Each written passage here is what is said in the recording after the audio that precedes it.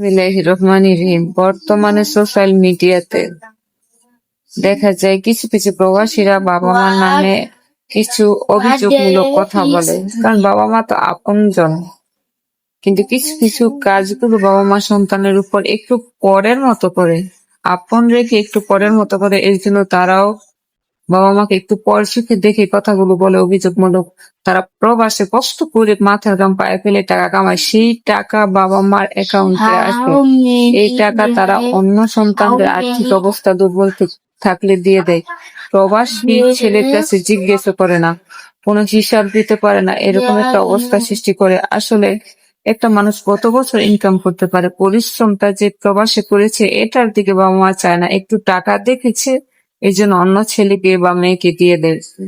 আসলে যে সন্তানের টাকা, এই সন্তানের কাছে টাকা ব্যাপারে কিছু জিজ্ঞেস না করে এই কাজগুলো করে। আসলে পৃথিবীর রীতি হচ্ছে, যে পরিশ্রম করে টাকা কামাবে সেই সুখে থাকবে।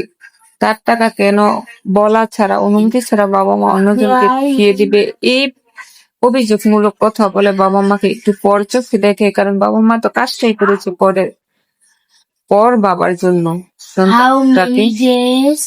তাই প্রত্যেকটা বাবা মার উচিত যে সন্তানের যেই টাকা তাকে জিজ্ঞেস করে অন্য সন্তানকে দেয়া, তার জন্যই, যার টাকা তার জন্যই কিছু করা।